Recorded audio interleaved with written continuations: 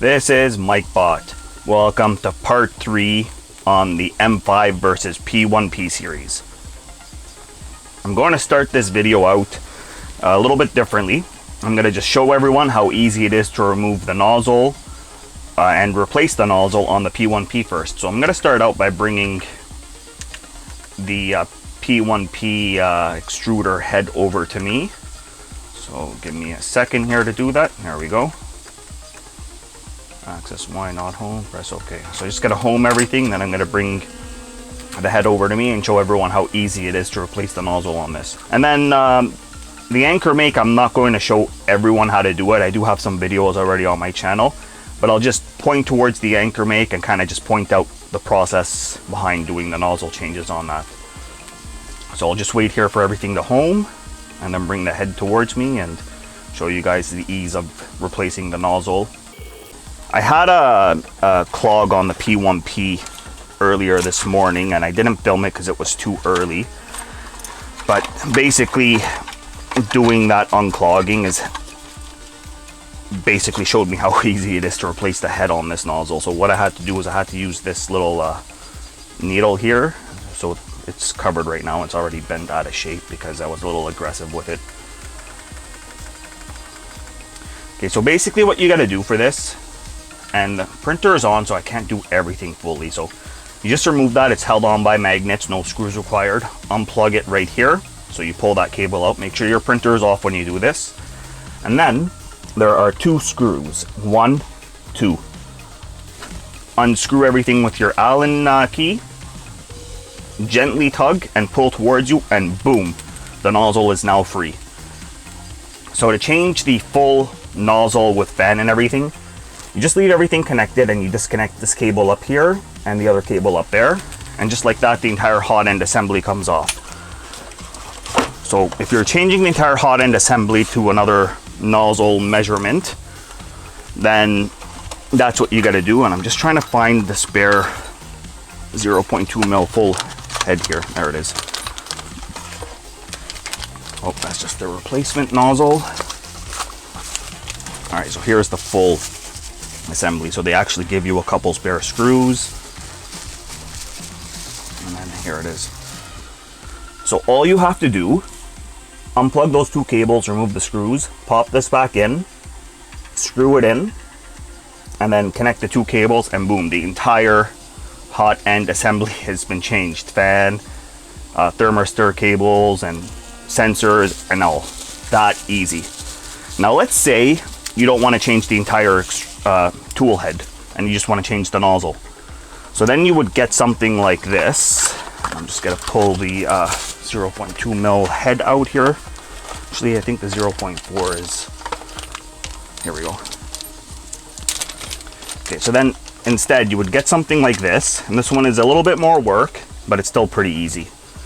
So what you do, you pull this out with the cables unplugged, undo the fan, undo the cables, I think which are connected to the fan, mount it all on here, and then screw this back on, put the sock on. That easy. So that's how you replace nozzles. It's the whole heat break with the heat sink and everything. A little bit more work, but I guarantee you within 15 minutes you can change this. Within 5 minutes you can change the entire assembly. So these are about 15 bucks, sorry, 12 bucks. The entire hot end assembly for stainless steel is about $30. And that's how simple it is to do nozzle changes on the P1P.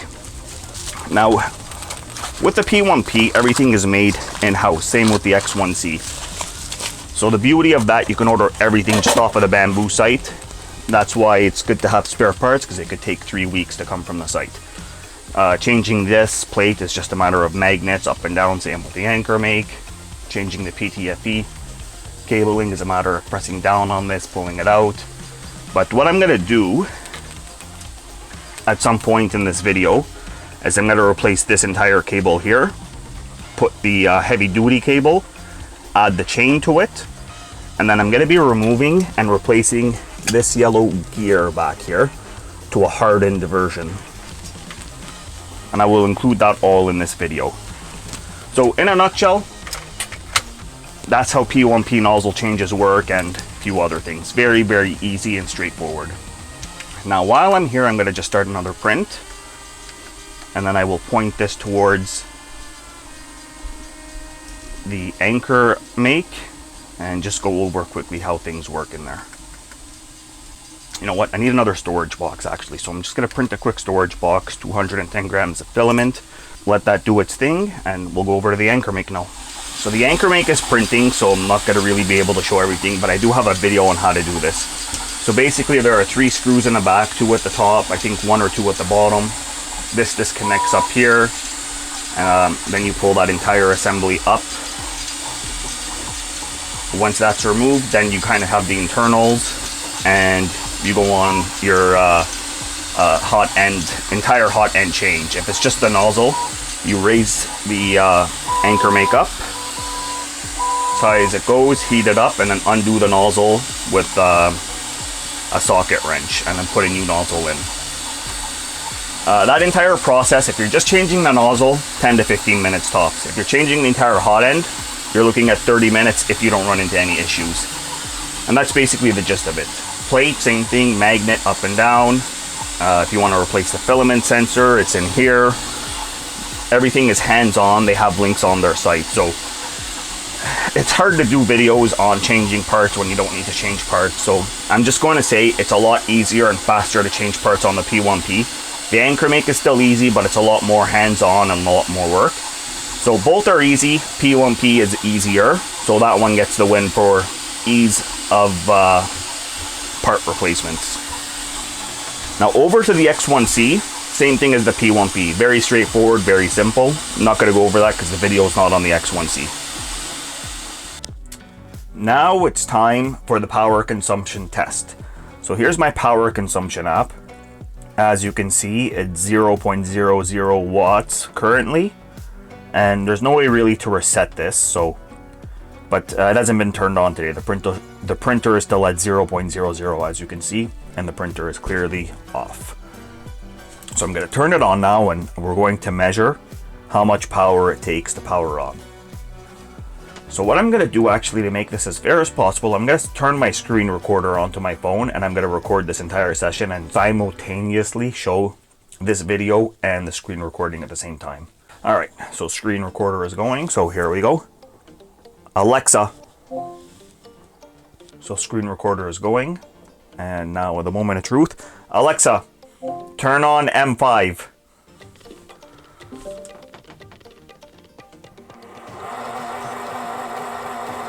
It's a really rough startup, it's noisy as hell, but you can see the current power going up. Well, I'm also going to be recording this screen, but listen to this.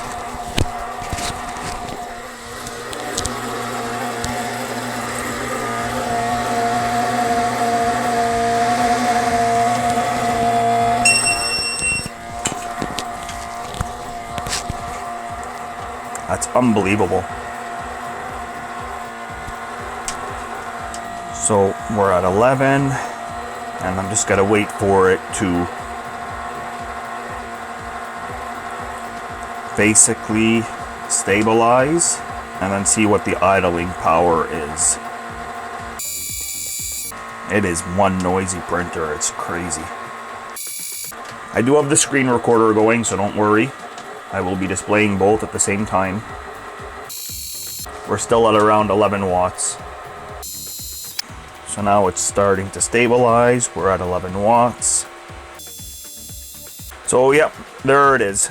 So looks like it idles at around 11 watts. By the time it powered up, it hit 11 watts, stuck there, fluctuated a little between 10 and 11. But for the most part, we're at 11 watts of power for idling and power on. So now we're going to try the P1P test. So exact same test. As you can see, the numbers are completely different for the P1P in general. So that should give everybody kind of an idea. Both printers have been running 24/7, basically printing various things. If we go to the energy here, like the Ankermake is power hog and a half. So I think the P1P's got to win this, like just a prediction, I'm guessing. We'll see. Okay, Alexa, turn on P1P. So the P1P is on. 5 watts.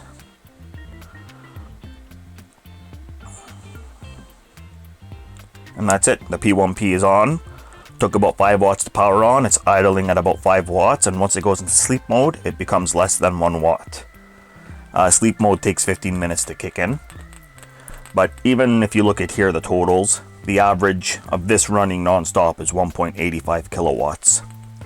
So just for fun, I'm going to do this exact same test on the X1C. But yeah, we're at about 5 watts. So my screen recorder is still going, but here it is again, the P1P is at 5 watts. So now for the X1C, I'm actually curious because I don't really think I've done this one yet. But this one's basically been running non-stop, literally non-stop, doing color prints. And its power is less than the P1P and Ankermake. So let's see what this takes to power up and idle. Technically, the idle test is not fair for the X1C and P1P because when they idle, they literally take 0.01 watts of power when they're in sleep mode. So I don't know, maybe this can be called idling what it's doing at 5 watts, or do you want to call it when it's sleeping is called idling? So up to you, you judge. Alexa, turn on X1C.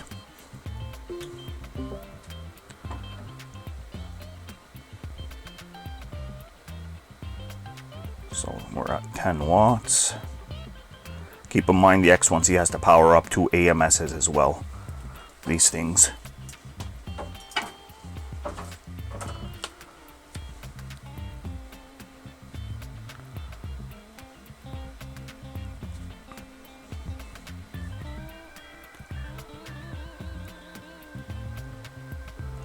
So basically the X1C takes about the same power to power up as the Ankermake, and it has to power 2 color units. That says a lot. But again, this is a P1P versus M5, so the X1C was just for fun. Let's go back to the P1P for a second. Both of them have kind of been idling, the Ankermake and the P1P. So Ankermake, yeah, it's at about 10.8. And the P1P, 5 watts.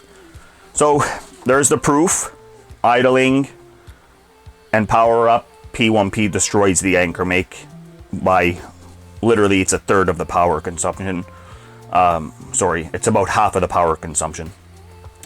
Now for the next part of this test, I'm going to get an identical print going on both, and then we're going to see which one uses more power, which one uses less power.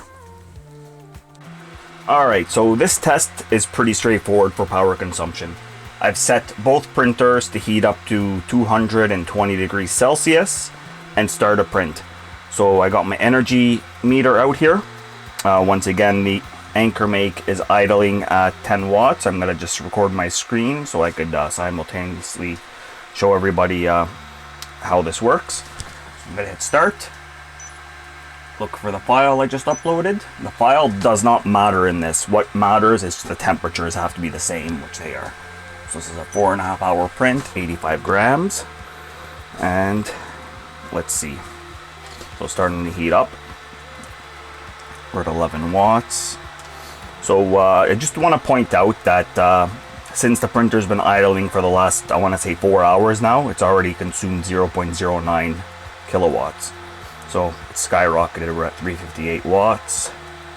I'm going to do this exact same test on the P1P. And once this has heated up fully, I'll go start it on the P1P. So take note of the temperature right here. 220 degrees Celsius. And I will be showing both this using my screen recorder and this video at the same time. So we're at 348 watts. I'll speed through this entire clip and get right to the point. So I'm not going to talk now.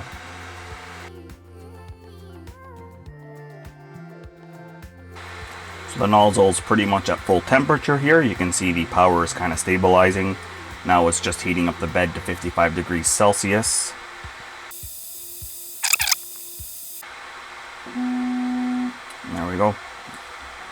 So now I'm just going to see how long.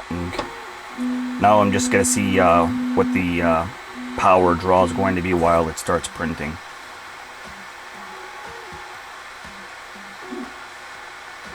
Okay, so while it does its bed leveling, I'll keep my screen recorder app going. We're going to do the same thing on the P1P now. So we're at about 80 watts right now while it's doing its homing and leveling. All right, so here's the P1P. So much quieter. My God, that Ankermake is noisy. Had a headache from listening to it. So it's idling at about 4.99 watts, which is literally half of what the Ankermake goes at. So I'm going to start heating up the shims now. Print. Let's see. I'm printing shims, so I'm heating up the plate for the shims that I'm printing. So again, this one's going to go up to 220 and 55. So it's just unzipping the file on the Bambu and just show that to everyone. So we're still only at 5 watts because it hasn't really started yet.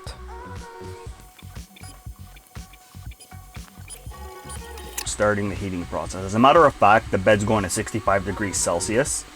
So the test is slightly unfair. Ankermake does have the slight advantage on this. So the bed's going to 65 and then the nozzle's got to go to about 220. So we're already at 300 watts. It's already less power than the Ankermake to get everything heated up here.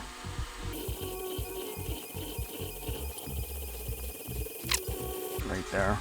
And while it was idling, the entire time it only used 0.02 kilowatts while the Ankermake used 0.09. And I had them both idling for 4 hours, made it fair. But you can see a significant difference. The P1P uses much less power when it's idling. So we still haven't hit anywhere near what the Ankermake's power draw was to heat up everything. Mind you, we're just heating up the bed right now. The Ankermake is printing away in the back, so I'll be able to do the test on that. And it's basically I wrap up the power draw test, and then it's just down to the remainder of the tests for part 3. Take a moment to hit that like button and subscribe to my channel if you haven't done so already. It's greatly appreciated. It's a Sunday. Instead of resting Sunday or relaxing, I'm here making a video for everyone. So the P1P is now at 60 degrees, making its way up to 65. And now it's heating up the nozzle to 220. So as I said, I made it as even as possible. I messed up with the plate temperature, but it's still using less power even though it's heating up the plate more. I'm holding the phone with my hand, so sorry for the shaking. Yeah, like it's not even a competition. The P1P blows this thing away with power consumption. Like it's way less, way more efficient power-wise. Ankermake, that means your power supply needs an upgrade, or you need to upgrade your firmware.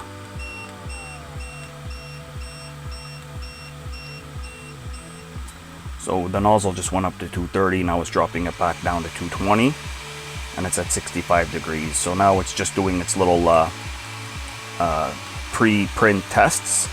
So I'll go and check the Ankermake now and see what that's doing. Alright, over to the Ankermake consumption. So it's printing right now pretty much at full power, full speed, and it's using at about between 120 and 140 watts of power to do the print. So it's fluctuating quite a bit. 156. So if I want to give it a safe range, I'm going to say between 120 to 170 is roughly what it prints at. And I think 170 might be reasonable, yeah. So between 120 and 170 for printing. Now we'll go back to the P1P and see what the power consumption is while it's printing. So it hasn't started printing yet. It's about 132 watts. So give this a few more minutes. I'm going to pause everything here and wait for it to start the print and then resume from there. Alright, so the P1P has started its print here, and it's about 115 watts. So again, significantly less power. Let's go back to the Ankermake for a sec. Yeah, the Ankermake uses a lot more power.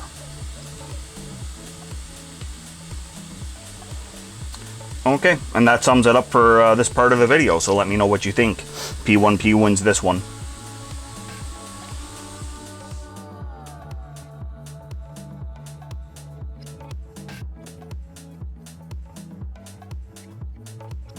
Alright, so as you can see here, I have my X1C. It's very similar to the P1P as well.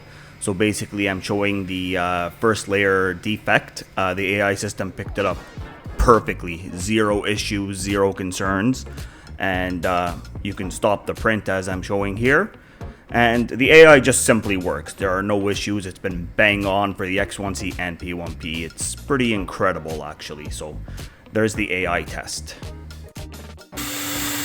In comparison, here is the Ankermake print AI detection. So 90% of the times there is no issue, but this time there actually is an issue. So I can safely say it's a hit or miss on the Ankermake, whether it detects failure or not.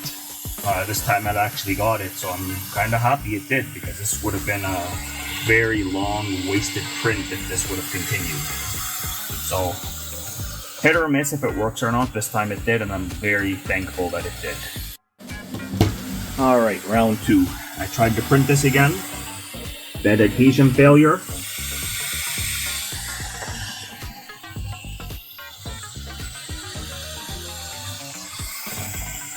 Absolutely no issues. So here's what I meant by it's 50-50 whether the AI is accurate. So yeah. That's all the proof I can really give for the AI on the Ankermake and the P1P. So it is what it is. Ankermake's AI needs a little bit of work. I'm going to go ahead and disable the AI on the Ankermake now so I can finish this print. Otherwise it's going to take 3 days instead of over a day.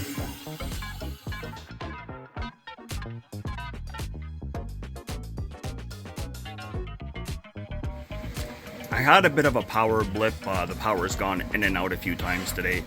I was able to resume the Bambus from my phone clicking resume, and they're still printing. See? So that's to prove that the power went off and they're still printing. Let me check the P1P. And yeah, I was able to resume the P1P as well, and it's still printing, yep, through my phone. Now let's compare it to the Anker. Lovely. And that's a wasted print. Not even a finished job. Oh, I spoke too soon. So let's see if this will continue. Oh, okay. Yeah, spoke too soon, so I'm able to resume it. So one thing I want to mention for this video, since I am taking it on my phone, I was not able to resume this on my cell phone, but I was able to log into my phone and set the bed to 60 degrees Celsius just to make sure the bed temperature is maintained. So we'll see how this print comes out. So here's another function, power loss recovery. Bambu does it really well, Ankermake does it. Bambu clearly takes one for the win on this, since you can actually resume from your phone. So once again, Ankermake, if you are watching this, add that function in to resume power loss recovery from your phone. And here's the Bambus again, just to prove. I'm just gonna hit close here. Yep, it's still going, thank goodness. Once again, the P1P was able to resume straight from my cell phone, but thankfully, I was able to resume this even though not from my phone, but through the Ankermake itself.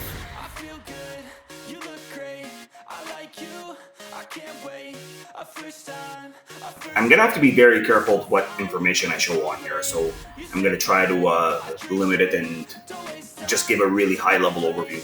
So here's an example of an issue I ran into. I opened up the ticket on the 7th. Took them a couple days to respond. When they finally responded, they said do this, do that, blah blah blah. Did it, sent them pictures. They said, all right, well now we need the logs. So I sent them, I uploaded all the logs to Bambu.